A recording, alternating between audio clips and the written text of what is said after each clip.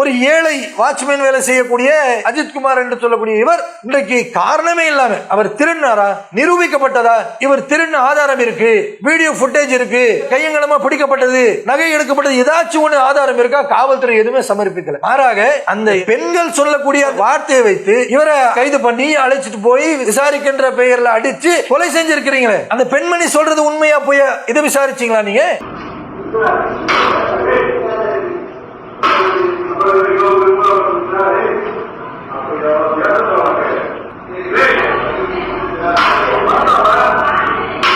செய்தியும் சிந்தனையும் என்கின்ற இந்த நிகழ்ச்சியின் இன்றைய தினம் நாம் பார்க்கக்கூடிய செய்தி 2 நாட்களாகவே தமிழகத்தை தாண்டி நாடு முழுவதும் இன்றைக்கு பரவலாக ஒரு செய்தி பேசிக் கொண்டிருக்கிறார்கள். சிவகங்கை மாவட்டம் திருப்புவனம் என்று சொல்லக்கூடிய அந்த இடத்தில் பத்ரகாளியம்மன் கோவிலில் வாட்ச்மேன் வேலையாக பணிபுரியக்கூடிய 28 வயதான அஜித்குமார் என்கின்ற ஒரு நபர் இன்றைக்கு காவல்துறை விசாரணையில் மரணித்திருக்கிறார். காவல்துறை அவரை அடித்து கொலை செய்ததாக சொல்லக்கூடியதை பல செய்திகள் பார்க்கின்றோம். இன்னும் சில செய்திகள் காவல்துறையை அழைத்து செல்லும் பொழுது வலிப்பு வந்து கீழே விழுந்து மரணித்து விட்டார் என்று சொல்லக்கூடிய செய்திகளும் பார்க்க முடிகின்றது. இது எது உண்மை என்று பார்த்தால், இன்றைக்கு காவல்துறையை சேர்ந்த காவலர்கள் ஒருவேளை அவர்கள் அடிக்காமல் அவர் அழைத்து செல்லக்கூடிய இடத்துல வலிப்பு வந்து விழுந்திருந்தால் அவர்கள் மீது எந்த விதமான நடவடிக்கை இருந்திருக்காது. ஆனால் இந்த 2 செய்திகள் வந்து கொண்டிருக்கக்கூடிய இந்த நேரத்தில் தமிழ்நாட்டுடைய முதல்வர் காவல்துறையை அழைத்து கண்டித்து இந்த செயலை செய்த 5 காவல்துறை நபர்களுக்கு சிறை தண்டனை என்று வருகிறது. அப்ப இதுல நமக்கு தெளிவாக தெரிகிறது, அஜித்குமார் என்பவர் வழியில போகும் பொழுது வலிப்பு வந்து மரணித்தார் என்பது அது பொய்யான ஒரு செய்தி தான். காவல்துறையினர் அடித்து கொலை செய்திருக்கிறார்கள் என்பதுதான் உண்மையான செய்தி என்று நமக்கு தெல்ல தெளிவாக சொல்லக்கூடியது பார்க்க. சரி, இந்த மரணம் எப்படி நடந்தது, ஏன் காவல்துறை இவரை அடித்தார்கள் என்று பார்த்தால், இந்த கோயிலுக்கு வரக்கூடிய பக்தர்களில் ஒரு குடும்பத்தை சார்ந்தவர் கார்ல வந்து இறங்கி இருக்கிறாங்க. அந்த காரை பார்க் பண்ணுவதற்காக அந்த காரை இன்னொருத்தர் அதை ஓட்டி இருக்காரு. இந்த வாட்ச்மேன் வேலை செய்யக்கூடிய இவர் என்ன பண்றாரு, அந்த காரை எங்கே ஓரமா நிறுத்தணும் அப்படின்ற அந்த டைரக்ஷன் எல்லாம் காட்டுறாரு. இந்த சம்பவம் நடந்த பிறகு அந்த காரில் வந்து இறங்கிய அந்த கோயில் பக்தர்களிலே தாயும் மகளும் இந்த இருவரும் என்ன பண்றாங்கன்னு சொன்னா, வந்து மறுபடியும் கார் எடுக்கும் பொழுது கார்ல வச்சிருந்த 10 சவரன் நகையை காணோம் அப்படின்னு சொல்லி கேள்வி கேட்க ஆரம்பிக்கிறாங்க. அவ கேள்வி கேட்கக்கூடிய நேரத்துல இந்த 28 வயது உள்ள அஜித்குமார் இருக்கார்ல, இவர் தானே இந்த காரு பார்க் பண்றதுக்காக உதவி செய்தாரு. இவர் என்ன பண்றாருன்னு சொன்னா, இவர்கிட்ட கேள்வி கேட்கும் பொழுது காரை நீங்க விட்ட பிறகு இப்படி பார்க் பண்ணணும், இப்படி எல்லாம் எடுத்துட்டு போனோம் அப்படின்ற மாதிரி காட்சிகள்லாம் சொல்றாரு. சொல்லக்கூடிய நேரத்துல இந்த தாயும் மகளும் என்ன பண்றாங்க, காவல்துறையில போய் புகார் பண்றாங்க. புகார் கொடுத்த உடனே காவல்துறை வந்து விசாரிக்கிறாங்க.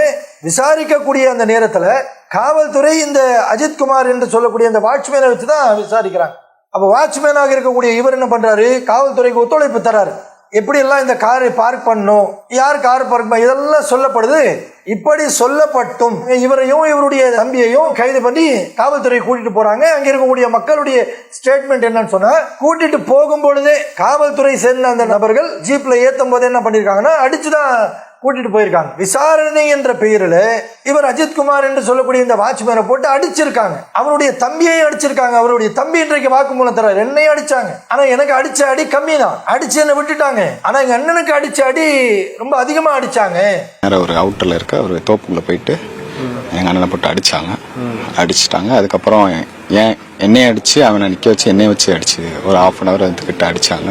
அதை அடிச்சுட்டு வாங்கிட்டு அதுக்கப்புறம் ஒரு 4-5 பேர் சேர்ந்து அடிச்ச பிறகு அவனுக்கு லாஸ்ட் வரையும் தெரில அப்படின்ற ஒரு வார்த்தை தான் சொல்லிட்டு இருந்தேன். ஆனா அவங்க அதை ஒத்துக்கிற மாட்டேன்ட்டாங்க. ஒத்துக்கிறாம அவன் என்ன சொல்லிட்டான்னா, அடி தாங்க முடியாம நான் அங்க கூட்டு போறேன் இங்க இருக்கு அப்படின்னு சொன்னோன்னே கொஞ்சம் அடிக்க குறைப்பாங்கன்னு சொல்லிட்டு சொன்னேன். கோயிலுக்கு வந்து அங்க பின்னாடி இருக்குன்ற மாதிரி சொல்லிட்டு வந்து பின்னாடி கூப்பிட்டு அடிச்சு அங்கே இல்லைன்ற போது அவனை அந்த கோயில் பேக் பின்னாடியே வச்சு அடிச்சிருக்காங்க. தப்பே பண்ணியிருந்தாலும் அவன் கொண்டிருக்க வேணான்றது என்னோட இது. இனிமேல் இந்த மாதிரி யாருக்கும் நடக்கக்கூடாது. அந்த அடியில தான் அவரு இன்னைக்கு மரணிச்சிருக்காரு அப்படின்னு சொல்லக்கூடிய வாக்குமூலத்தை நாம பார்க்க முடிகின்றது. அப்ப இப்படி காவல்துறை வந்து இன்றைக்கு அவர்கள் என்ன நினைக்கிறார்களோ, யார் மேல வேணா சந்தேகப்படலாம், அது தப்பு இல்லை. ஆனால் சந்தேகப்படக்கூடிய இவர்கள் விசாரிக்கும் பொழுது நாம சந்தேகப்படக்கூடிய இந்த செயலை இவர் செய்திருக்கிறாரா இல்லையான்னு சொல்லி ஊர்ஜிதப்படுத்தணும். ஆனா இவங்க என்ன பண்றாங்க, சந்தேகம் வந்துச்சுன்னா போதும், விசாரணை என்ற பேர்ல கேட்கறதுக்கு ஆள் இல்லை, இவர் யாரு, சாதாரண ஒரு அந்த கோயில் வாசல்ல நின்று வாட்ச்மேன் வேலை பண்றவர் தானே அப்படின்னு நினைச்சாங்களோ என்னன்னு தெரியல. மரண அடி அடிச்சிருக்காங்க. எதாத்தமா மாலை வாங்கிட்டு வந்துகிட்டு இருந்தேன். அப்ப வந்து அடிக்கிற சவுண்ட் கேட்டுச்சு. பார்த்தா எங்க மாமாவோட கை 2 கை உடைச்சாங்க. உடைச்சிட்டு தண்ணி கிட்ட செருப்பு அடிச்சிருக்காங்க சார். நீங்க பாத்தீங்களா? ஆமா சார். பாத்தீங்களா? அப்புறம் வேற என்ன வேற ஒண்ணும் இல்ல சார். அடிச்சது எல்லாமே அவங்க காவல்துறை தான் எல்லாருமே. ஒரு போலீஸ் எனக்கு தெரியும் சார். அதுல ஸ்பெஷல் டீம் அவர் பேர் ராஜா சார். ராஜாவா? ஆமா, எல்லாரும் 4-5 வயசு அடிச்சாங்க சார். அடிச்சுட்டு என்ன வாக்குமூலம், அவருக்கு வலிப்பு வந்து விழுந்து செத்துட்டாரு அப்படின்னு சொல்றாங்க. நாம என்ன கேக்குறோம், வலிப்பு வந்து அவரு மரணத்தை சந்திச்சிருக்காரு வச்சுப்போமே ஒரு வாதத்துக்கு. மக்கள் இன்றைக்கு என்ன சொல்றாங்க, காவல்துறை அடித்த அடி அது தாங்க முடியாமதான் அவருக்கு அந்த வலிப்பு வந்தது, இந்த வலிப்பு வேதனை தாங்க முடியாம இன்றைக்கு உயிர் பிரிஞ்சிருச்சு அப்படின்னு. அப்ப இந்த காவல்துறைக்கு விசாரிக்கும் பொழுது ஒருத்தரை சந்தேகப்பட்டு அழைத்து கொண்டு எப்படி அடிக்கலாம், இந்த அதிகாரத்தை யார் கொடுத்தா? காவல்துறைக்கு அரசாங்கம் யாரை வேணாலும் சந்தேகப்பட்டு அடிக்கலாம், கொலை செய்யக்கூடிய அளவிற்கு நீங்க அடிக்கலாம் அப்படின்னு சொல்லக்கூடிய அளவிற்கு ஏதாச்சும் ஒரு அதிகாரத்தை கொடுத்திருக்கிறீங்களா? சொல்லுங்க பாப்போம். இன்றைக்கு நேரடியாக காவல்துறையை முதலமைச்சர் தான் கண்காணித்துக் கொண்டிருக்கிறார். நீங்க ஏதாச்சும் இப்படி ஆர்டர் கொடுத்திருக்கீங்களா?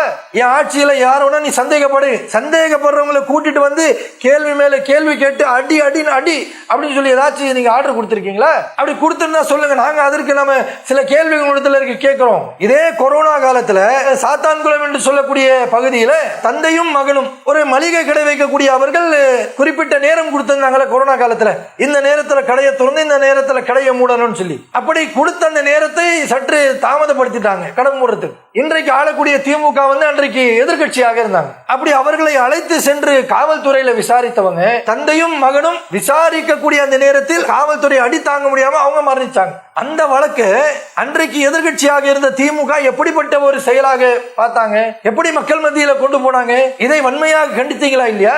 அப்ப இப்படி கண்டிக்கக்கூடிய நீங்க அந்த சாத்தான்குளத்துல நடந்த அந்த வழக்கை கூட ஏதோ ஒரு வகையில அதை நியாயப்படுத்தி பேசலாம். அவங்க மரணிச்சது நியாயம் அல்ல, அவங்களை அழைச்சிட்டு போய் விசாரிச்சதுல நியாயப்படுத்தி பேசலாம். ஏன்னு சொன்னா அவங்களை அழைச்சிட்டு போய் எஃப்ஐஆர் போட்டாங்க, வழக்கு பதிவு பண்ணி தான் அந்த சம்பவம் நடந்தது. ஆனா இன்னைக்கு நடந்திருக்கு பாருங்க, இந்த அஜித்குமார் என்று மரணிச்சிருக்காரு, இவரை விசாரிச்சது எந்த ஒரு வழக்கும் பதிவு செய்யப்படல, எந்த ஒரு எழுத்தை எழுதப்படல, வெறுமனே அப்படியே வாய் வார்த்தையால் கேட்கிறோம் சொல்லி அழைச்சிட்டு போய் மரணிக்கக்கூடிய அளவிற்கு அடிச்சிருக்காங்கன்னு சொன்னா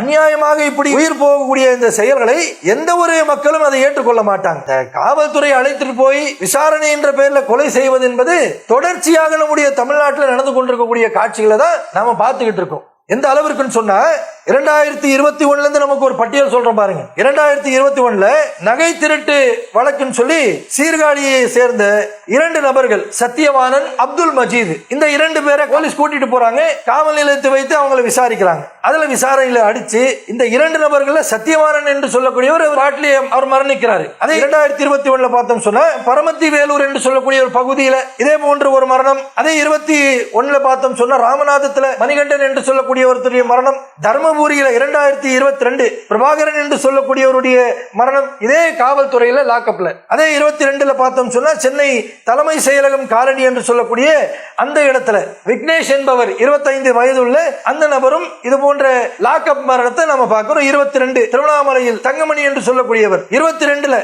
சென்னை கொடுங்கியூர்ல இருக்கக்கூடிய காவல் நிலையத்தில் ராஜசேகர் என்று சொல்லக்கூடியவர் இது மாதிரி லாக்அப் மரணம். 2023 மதுரையில இப்படி ஒரு லாக்அப் மரணம் ஆகுது. 2023 பிறகு 2025 சிவகங்கை திருப்புவனம் என்று சொல்லக்கூடிய அந்த இடத்துல இன்றைக்கு 28 வயதுள்ள ஒரு ஏழை வாட்ச்மேன் வேலை செய்யக்கூடிய அஜித்குமார் என்று சொல்லக்கூடிய இவர் இன்றைக்கு காரணமே இல்லாம அவர் திருநாரா நிரூபிக்கப்பட்டதா, இவர் திருண்ண ஆதாரம் இருக்கு, வீடியோ ஃபுட்டேஜ் இருக்கு, கையங்கலமா பிடிக்கப்பட்டது, நகை எடுக்கப்பட்டது, ஏதாச்சும் ஒன்று ஆதாரம் இருக்கா? காவல்துறை எதுவுமே சமர்ப்பிக்கல. மாறாக அந்த பெண்கள் சொல்லக்கூடிய அந்த வார்த்தையை வைத்து இவரை கைது பண்ணி அழைச்சிட்டு போய் விசாரிக்கின்ற பெயர்ல அடிச்சு கொலை செஞ்சிருக்கிறீங்களே, அந்த பெண்மணி சொல்றது உண்மையா போய் இதை விசாரிச்சீங்களா நீங்க? அந்த பெண் எப்படி சொல்றாங்க, அந்த இடத்துல இருந்து காரை எடுத்துட்டு கிளம்பிட்டாங்களாம், கோயிலுக்கு போய் பார்க் பண்ண அந்த காரை எடுத்துக்கிட்டு போயிட்டாங்க. கொஞ்சம் தூரம் போய் பாக்குறாங்க, பார்த்துட்டு நகை இல்லைன்னு சொன்ன உடனே இவர் தான் எடுத்தாரு அப்படின்ற மாதிரி ஒரு புகார் கொடுத்த உடனே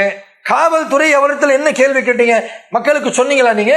ஒரு செல்வம் படைத்தவர்கள் நீங்க புகார் கொடுத்தா உடனே அந்த புகாரை எடுத்து அதுல சரி இருக்கா தவறா இருக்கா எதுவுமே கவனிக்கிறது கிடையாது. உடனே என்ன பண்றது, ஒரு ஏழை கேட்பதற்கு ஆள் இல்லைன்னு சொன்னா அவரை போட்டு இப்படி எல்லாம் சித்திரவதை பண்ணி கடைசியில மரணிக்கக்கூடிய அளவுக்கு அடிக்கிறது. அந்த அம்மா எங்கேயாச்சும் விட்டு இருக்கலாம், கொஞ்சம் தூரம் போய் தானே பார்த்தாங்க, அங்க ஏதாச்சும் மிஸ் பண்ணிருக்கலாம், அல்லது எங்கிருந்து வந்தாங்களோ அங்கிருந்து எடுத்துட்டு வந்தாங்களா இல்லையான்னு தெரியல.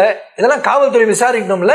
எதையுமே செய்யாமல் இன்றைக்கு இப்படிப்பட்ட ஒரு செயல். காவல்துறை உங்கள் நண்பர்கள் என்று சொல்றீங்களப்பா, மக்களை பார்த்து என்ன சொல்றீங்க, எதுவும்னா கேளுங்க, நாங்க உதவி செய்யறோம், இப்படி சொல்லி கூட மக்கள் உங்களை நம்பி வரலையே. என்ன காரணம், உங்களை நம்பி வந்தால் இதுதான் நிலைமை என்று மக்கள் புரிஞ்சுக்கிட்டு இருக்காங்க. அப்ப காவல்துறை என்பது மக்கள் அது ஒரு மதிக்கக்கூடிய ஒரு துறையாக இருக்கு. இன்றைக்கும் காவல்துறை மக்கள் ஒரு கண்ணியத்தை வச்சிருக்கிறாங்க. இப்படி நீங்கள் விசாரிக்காம உயிர்கள் பறிக்கக்கூடிய அளவிற்கு நீங்கள் இந்த செயல்களை தொடர்ச்சியாக செய்வீர்கள் என்று சொன்னால் நிச்சயமாக காவல்துறையின் மீது இருக்கக்கூடிய நம்பிக்கை மக்களுக்கு முற்றிலும் ஒழிக்கப்படும். நம்பிக்கை வைக்க மாட்டாங்க மக்கள். நம்பிக்கை போயிடுச்சுன்னு சொன்னா நாளைக்கு நீங்க மக்களை நோக்கி வரவே முடியாது, எந்த ஒரு பிரச்சனைக்கும் உங்களை அழைக்கவும் மாட்டாங்க. அவ இதை நாட்டை ஆளக்கூடிய அரசாங்கம் கவனிக்கணும். எப்படி எதிர்கட்சியாக இருக்கக்கூடிய நேரத்தில் அந்த சாத்தான்குளத்தில் இந்த இரட்டை கொலை காவல்துறை சார்பாக நடந்தது, அந்த விசாரணையில் அந்த நேரத்தில் நீங்க எதிர்கட்சியாக இருந்து எப்படி நீங்க உங்க குரல் கொடுத்து அதற்காக ஒரு நீதி பெறணும்னு சொல்லி போராடினீங்களோ அதே செயலோடு அதே சிந்தனையோடு கூடுதல் கவனம் செலுத்தணும். இன்னைக்கு ஆட்சி அதிகாரம் உங்ககிட்ட இருக்கு, நீங்க நினைச்சா இது போன்ற செயல்களை உடனடியாக தடுத்து நிறுத்தலாம். அப்படிப்பட்ட ஒரு சட்டத்தை கொண்டு வாங்க. அப்ப அரசாங்கத்தில் நம்ம கோரிக்கை வைக்கிறோம். என்ன கோரிக்கை, ஆளுங்கட்சியாக இருக்கிறீர்கள், உங்களிடத்தில் அதிகாரம் இருக்கிறது. இன்றைக்கு இந்த 2025 ஜூலை மாதம் நடந்த இந்த கொலை என்பது இதுவே கடைசியாக இருக்கட்டும். இதற்கு பிறகு இதுபோன்ற செய்திகள் தமிழ்நாட்டில் நடக்காத அளவிற்கு தமிழ்நாட்டுடைய முதலமைச்சரிடத்தில் நம்ம கோரிக்கை வச்சுக்கிறோம். உங்க கவனத்தில் இருக்கக்கூடிய துறை கவனமாக இவர்களை கையாண்டு நல்ல ஒரு சட்டத்தை கொண்டு வந்து மக்களை பாதுகாக்கக்கூடிய செயலாக செய்ய வேண்டும் என்று நாம் கோரிக்கை வைத்துக் கொண்டு செய்தியும் சிந்தனையும் முடித்துக் கொள்கிறேன். அஸ்ஸலாமு அலைக்கும் வரஹ்மத்துல்லாஹி வபரகாத்துஹு. அல்லாஹு அக்பர், அல்லாஹு அக்பர்.